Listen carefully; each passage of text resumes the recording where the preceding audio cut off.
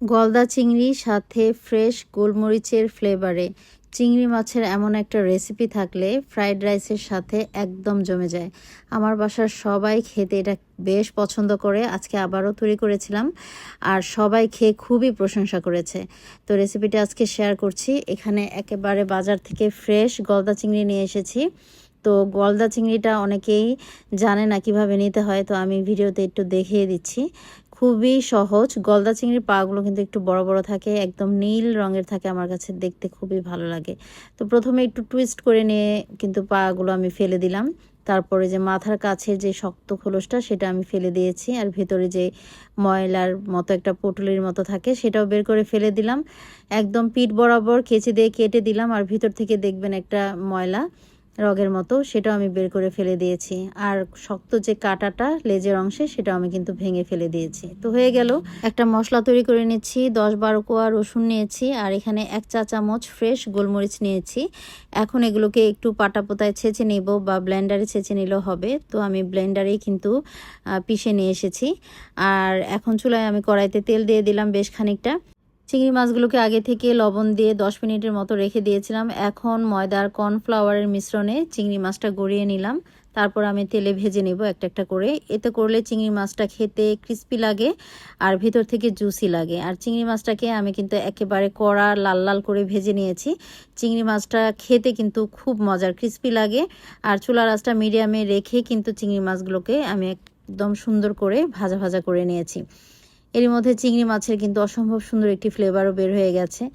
আর চিংড়ি মাছের যে বড় বড় হাত পাগুলো আছে ওখান থেকে আমি সামান্য কয়টা দিয়ে দিলাম। এটা জাস্ট দেখার সৌন্দর্যের জন্য দিয়েছি।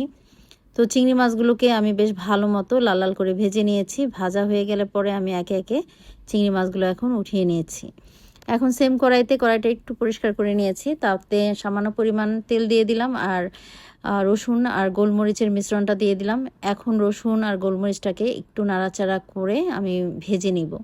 রসুনের কাঁচা ফ্লেভারটা চলে যাওয়া পর্যন্ত আমি ভেজে নিয়েছি চুলার আঁচটা মিডিয়ামে রেখে। তো ভাজা হয়ে গেলে পরে এখন দিয়ে দিচ্ছি ক্যাপসিকাম।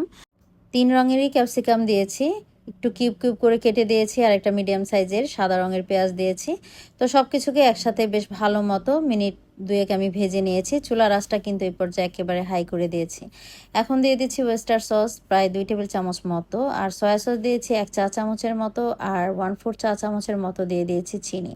এরপর দিয়ে দিলাম ভেজে রাখা চিংড়ি মাছগুলো দিয়ে এবার বেশ ভালো মতো সব কিছুকে একসাথে নাড়াচাড়া করে কিছুক্ষণ রান্না করে নেব। চাইলে এখানে সামান্য পরিমাণ একটু পানি দিয়ে দেওয়া যায়, আমি আর এখানে পানি দিইনি। তো এখানে সবুজ রঙের গোলমরিচও দিয়ে দিলাম, এতে করে দেখতে সুন্দর লাগে, আর এটা খাওয়ার সময় যখন দাঁতের নিচে পড়ে তখনও খেতে খুব ভালো লাগে। তো ক্যাপসিকামগুলো যেহেতু হাই হিটে রান্না হচ্ছে, আর চিংড়ি মাছ তো আগে থেকেই ফ্রাই করা, সব কিছু একসাথে হতে খুব বেশি সময় লাগে না, মোটামুটি মিনিট 2 একটু নাড়াচাড়া করে ভেজে নিলেই কিন্তু হয়ে যায়।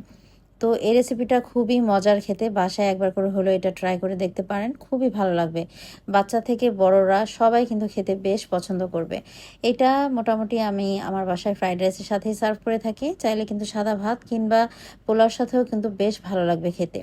তো রেসিপিটা কিন্তু খুবই মজার, আশা করি ভালো লেগেছে। ভালো লাগলে অবশ্যই রেসিপিটা শেয়ার করে রাখবেন। পরবর্তী রেসিপিতে আবার দেখা হবে। সবাই খুব ভালো থাকবেন। আল্লাহ হাফিজ।